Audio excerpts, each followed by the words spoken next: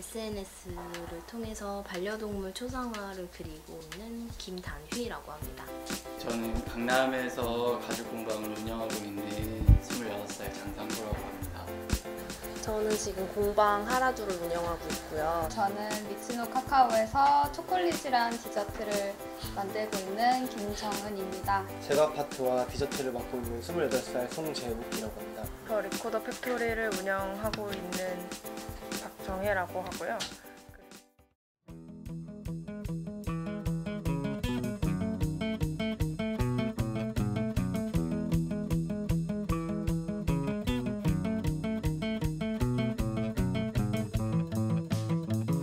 회사를 이제 그만두게 되면서 내가 할 수 있는 일이 뭐 있을까 되게 생각을 많이 했어요. 근데 그러다가 인스타그램에서 반려동물 초상화 하시는 분을 딱 봤어요. 완전 저한테 완전 꽂혀가지고 하고 싶은 일이고 또 제가 잘할 수 있는 일이고 그렇다 보니까 이제 시작을 하게 되었습니다. 어디서 자라나신 거예요? 신기하다. 네, 점점점 하고 입 모양 있는 이런 형태가 기본형이에요. 얼굴 모양이. 그래서 사물이나 음식 같은 거를 뭔가 귀여운 눈으로, 귀여운 마음으로 보면서 수작업의 장점인 뭔가 한정으로 제작할 수 있고 주문 제작 맞춤을 해줄 수 있다는 점에서 굉장히 재밌는 일인데, 맨 처음은 방에서 시작하죠. 자기 방에서. 돈이 없잖아요. 그리고 하고 싶은 마음은 엄청 크고, 집에서 조그맣게 시작하다가 이제는 괜찮을 것 같다 싶었을 때 회사를 관두고 좀 제 일을 본격적으로 할 수 있었어요.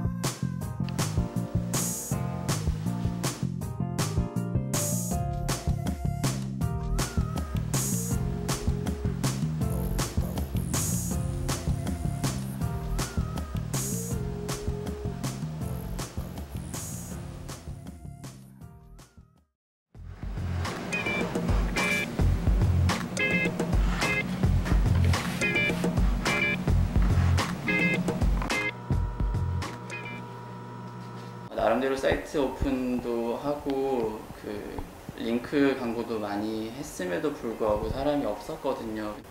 그래서 처음으로 했던 게 작업하는 사진들을 이제 인스타그램에 올리기 시작하고 사람들이 쏟아져 오기 시작했었거든요. 실제로 오늘도 연락이 왔어요. 18시간 내에 문의 온 게 4가지가 있거든요.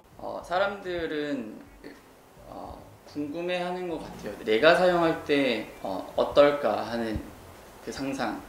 근데 그 상상을 충족시켜주기 위한 어떤 최적의 아이템이 인스타그램 아닐까 싶어요.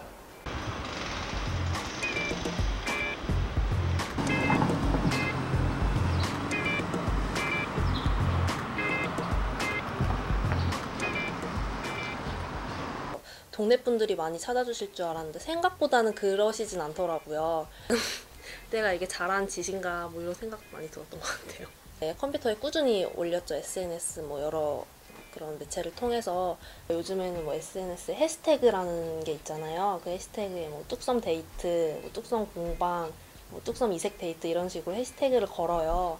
그러면 그거 보고 찾아오시는 분들도 계신 것 같아요. 비주얼을 통해서 본인이 팔고자 하는 상품이나 아이디어를 보여줄 수 있는데 최적화된 그런 매체라고 생각합니다. 이런 매체들이 뭐 핀터레스트라고 할지 매체들이 생겨나고 있는데요. 이런 매체들이 생성을 통해서 이제 판매자들에게 그런 새로운 이커머스의 기회를 제공하는 게 아닌가 생각합니다. 직접 뜨개질을 해서 만든 필통도 구매했던 적이 2번 있었고, 에코백이라든지 인스타그램이라는 게 자기의 사진, 일상, 아니면 자기의 색깔들을 담아서 자기 피드가 고스란히 담겨지기 때문에 그 사람의 스타일을 보고 그 상품도 보게 되는 것 같아요. 진열되어 있는 상품들 중에서 내가 그냥 기계적으로 뭐 감정 없이 사는 게 아니라 그 사람한테 뭔가 내가 물건에 후원을 한다는 느낌? 그런 것들이 있어서. 그 유럽의 텔레비전에 뭐 그런 프로그램이 있다 그래요. 그 벌판을 이렇게 가는 거를 그냥 계속 보여준대요. 자기가 하고 싶은 거를 누군가가 할 때 그거를 이렇게 이렇게 경험해 보고 싶은 욕구를 충족시키는 거거든요. 예를 들면 환경을 보호하고자 하는 어떠한 그런 가치관이 상품에 녹아들어 있을 수도 있고, 그래서 오늘날의 소비자들은 단지 상품을 구매해서 쓰는 것이 아니라 그 상품을 토대로 한 어떠한 경험, 가치관, 스토리를 공유하고 싶은 거죠. 판매자가 직접 소비자들과 의사소통하는 모습들, 제가 또 질문하면 바로바로 달아주는 댓글들, 또 제품이 만들어지는 과정들. 그 사람이 어쩌다가 그런 걸 하게 됐는지 그런 이야기도 하고 왜 이걸 만드는지 그런 이야기도 듣게 되니까 흥미로운 것 같아요.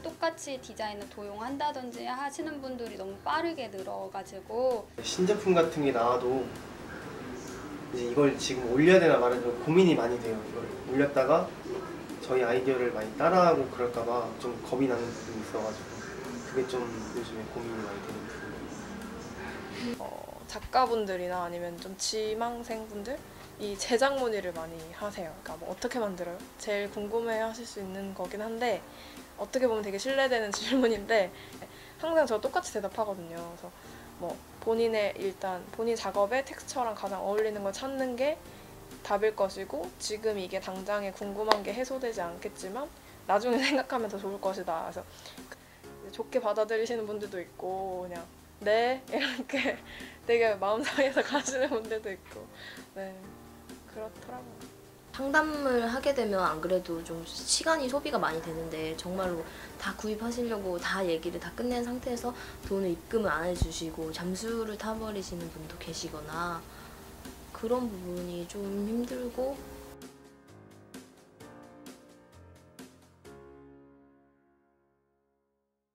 워낙 SNS 상에서 빠르게 변화하기 때문에 그게 제대로 이렇게 뒷받침되기가 쉽지가 않아요. 특히 이제 그 규범화된 그 이커머스 사이트 같은, 근데 쿠팡이나 티몬 같은 사이트가 아니라 개인이 하고 있는 영업자이기 때문에 이런 문제는 더 심각한데요. 향후에도 이런 서비스들은 급증할 것이기 때문에 이런 부분에 대해서 이제 정부나 언론의 관심이 더 필요하지 않을까 생각합니다.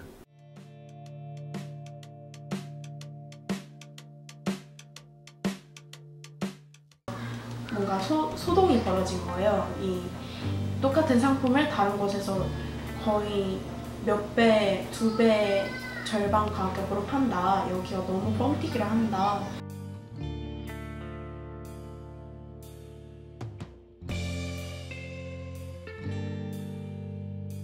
단순한 상품이 아니라 이거는 어떻게 보면 그림을 그리는 사람의 하나의 작품이니까 작품의 가격을 모든 사람들한테 알리기보다는 정말 그 작품에 관심이 있고 그 작품을 가지고 싶어하고 그런 관심을 가졌을 때 가격을 아는 게 저는 나쁘지는 않은 것 같아요. 가격을 공개적으로 밝히는 게 쉽지는 않거든요. 업종들이 되게 인터넷에 많이 퍼져 있기 때문에 가격을 올리게 되면 이게 경쟁이 될 수밖에 없어요. 서로 너무 좀 심하게. 가격을 딱 써놓고 공지를 올렸을 때는 사람들이 마켓에서 판 뭐 500원짜리 초콜릿, 1000원짜리 초콜릿이랑 가격부터 비교하게 되니까 저희 제품을 아예 보지도 않으세요.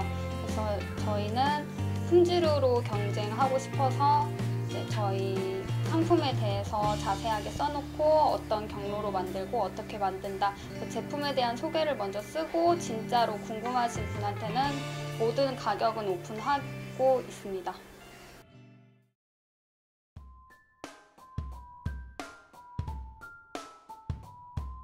요즘 그런 이야기가 있잖아요. 들어보셨는지 모르겠지만 학위의 시대가 끝나고 오타쿠의 시대가 온다라는 말이 있거든요. 이전에 학기가 필요했던 거는 자기가 좋아하고 자기가 잘하는 것들을 세상에 내보이려면 어떠한 큰 대상이 좀 필요했었던 것 같은데, 이제는 자기가 잘하는 것 그리고 자기가 좋아하는 것을 충분히 세상에 내보일 수 있는 시대이기 때문에 사실 그런 현상을 보면서 저는 되게 좋다고 생각하고 있어요. 그리고 또 사실 저도 그 수혜자이기도 하고요. 되게 다양해지고 있는 거잖아요. 본인이 할 수 있는 그런 역량들이.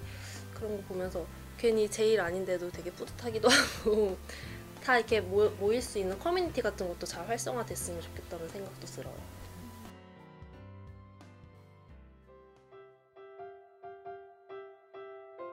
생각보다 되게 그림 너무 잘 그리세요. 뭐 너무 부러워요. 저도 이렇게 그려보고 싶어요. 막 이렇게 얘기하시는 분들이 되게 많고, 클래스는 안 하시냐고 하시는 분들도 간혹 계셔가지고 올해 안에? 내년 안에? 아무튼 네, 작업실을 밖에다가 따로 해서 클래스 같은 것도 열어볼 생각 가지고 있어요. 매장을 차려서 그 안에 이제 클래스도 진행할 수 있고 판매도 할 수 있고 그런 곳을 같이 만들고 싶어요. 그리고 베이박스에서 이제 미혼모들은 취직도 잘 안 되고 배울 수 있는 환경이 거의 없어요. 그런 분들 중에서 저희 거에 관심 있는 사람들한테 저희가 이제 물을 좀 가르쳐서 저희 도움을 좀 줄 수 있고 그렇게도 해보고 싶고 그런 생각하고 있습니다. 큰 목표는 잡고 있지 않고요. 항상 단기적으로만 보기 때문에. 그래서 앞으로 한 3년간의 목표는 그냥 이 공방 잘 유지하면서 저랑 같이 수강했던 분들과 좋은 인연 이어나가고 싶은 게 지금의 작은 목표예요. 보시는 그 직장인 분들이 간혹 수업을 캔슬하시는 그 일들이 있는데, 그 이후에 거의 100%가 직장에서 퇴근을 못해서 그렇거든요. 근데 저도 사실 그렇게 살고 싶지 않고, 또 이제 직원들이 그렇게 살지 않았으면 좋겠다는 생각을 하고 있거든요. 그래서 최근까지 노력해서 좀 얻은 결과는 저희 하루에 3시간만 일하거든요. 그래도 작업실이 돌아갈 수 있게, 그러니까 그 적절한 임금을 지불할 수 있는 그 안정기에 들어왔는데, 앞으로도 자유로운 회사가 될 수 있도록 좀 노력하고 싶어요.